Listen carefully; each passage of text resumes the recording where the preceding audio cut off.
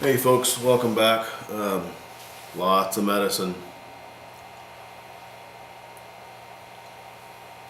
Northern California pollen hates me.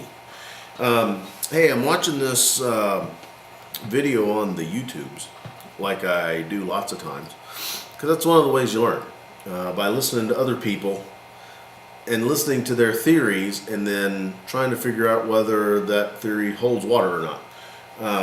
And one of the guys I've been listening to lately, I really enjoy what he's saying, although I probably wouldn't say it that way, but then that would not make him who he is or make me who I am. But one of the things that he mentioned was that there are carbon fiber guitars out there, because the discussion is he's talking about neck joints. And if you've not watched the Scott Grove video on neck joints, I'll put the link like over in this general vicinity for your pleasure.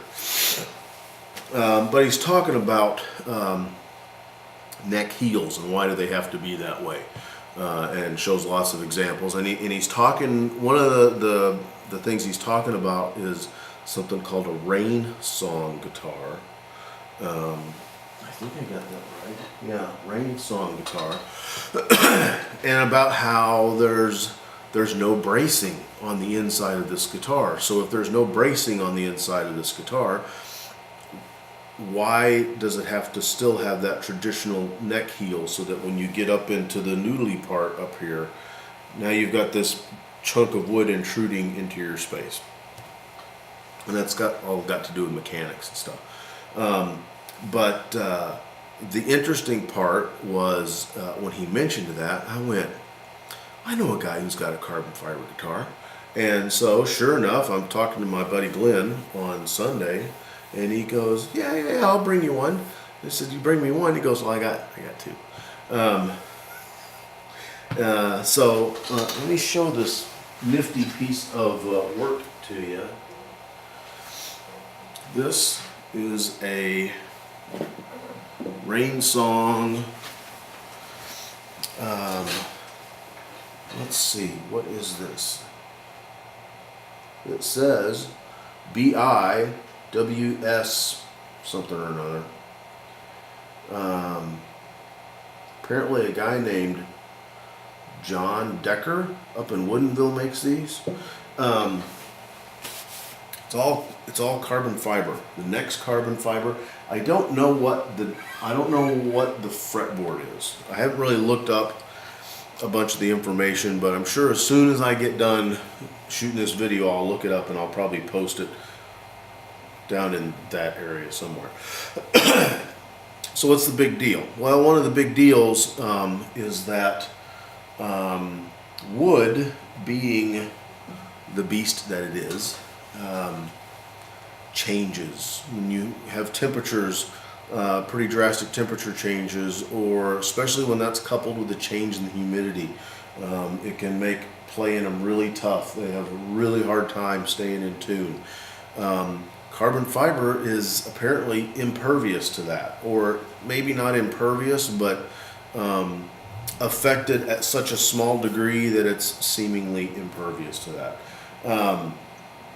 So here in the winter in California, and it can be 40 degrees outside and 100% humidity, and then you walk into the sanctuary and now it's 85 or 90, or if you're on stage, 95 degrees and 10% humidity, because the heating system sucks all the moisture out of the air, and things go out of tune and things go wacky. But apparently not this.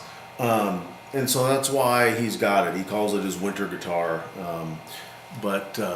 Yeah, it's got the nifty pattern on top of it. Although I kind of like this.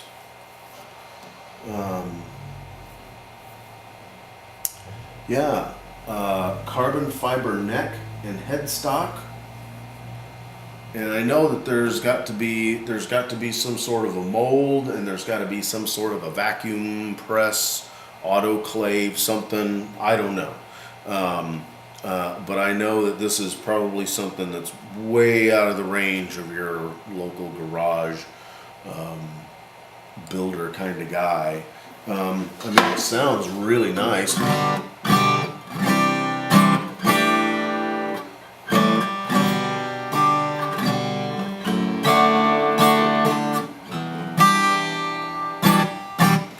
And so, with his kind permission,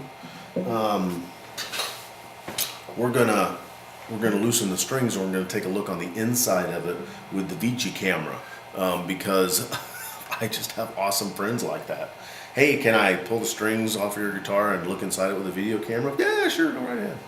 So let me loosen these up, and we'll take a look and see what's on the inside of this, the RAINSONG Dreadnought Cutaway.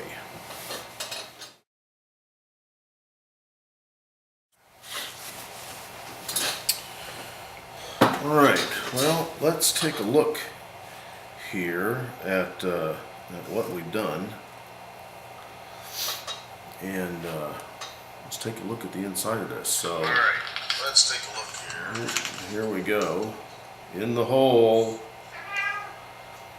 Yeah, there's my dumb cat. All right, there's the cutaway, and yeah, that almost looks like like a vacuum bag. There's the neck attachment. No, there's no neck block there at all. It's kind of weird seeing that, because usually there's a pretty big wooden block there. But I guess with the structure of the carbon fiber there, that's kind of unnecessary. So they've got just enough hardware to bolt it onto the body, and well, that's all she wrote there, pumpkin. Yeah, those wrinkles, those all look like when you vacuum form something in a bag. There's all the electrometronics. There's the one lead going up to the transducer under the bridge, and the bridge is just bolted on there. And then there's the other lead going out to the strap jack, where you can pin in there. There's a nice big expanse of nice, not wrinkly carbon fiber. Wow, that's really weird looking at that with like there's no kerfing, there's no braces, there's no braces underneath the soundboard. Wow, there's just nothing. Man, that's some kind of something. Shut up. Shh. Oh, shut up. Yeah. Well, there it was. How about that? That is some kind of cool. Yeah, totally bolt on. Now I can feel underneath where, like around the edge of the sound hole, it's gotten the carbon fiber is thinner, and it thickens up as it gets in the middle, and then when you get over to the edge again, it starts to thin out. So it's, I don't know, maybe a quarter-inch or so? I don't know. But yeah, it's markedly thicker there in the middle.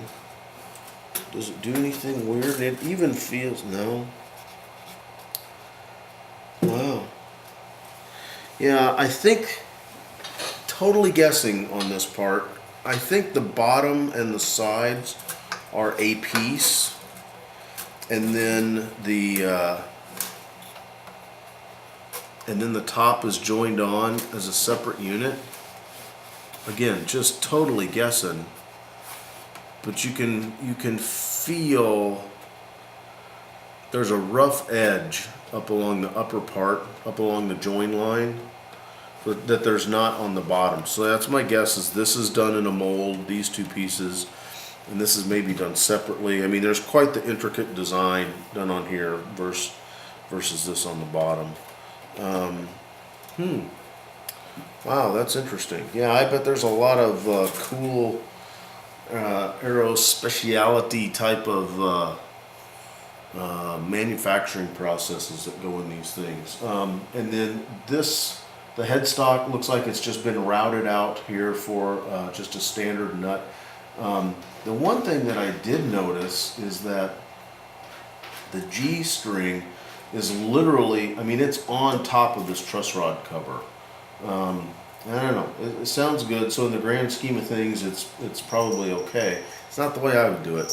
I wouldn't want that laying right on there. I'd want some sort of a clearance to keep that from binding up. But yeah, that's kind of cool. The RAINSONG Dreadnought, I guess, cutaway, made by the nifty folks up there in Woodinville, Washington.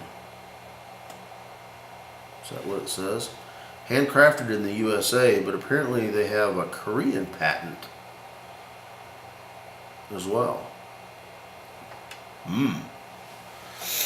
All right.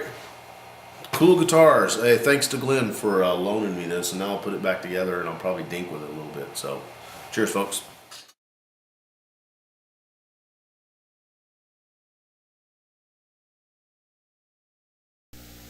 Hey, if you've enjoyed this episode of Rattlecan Guitar Restorations, you might want to check out the videos below. Also, be sure to like, comment, and subscribe to us over on the YouTubes. You can friend us over on the Facebook, and you can follow us on the Instagram as well as the Twitter. See you next time. Thanks for watching the train wreck. Cheers.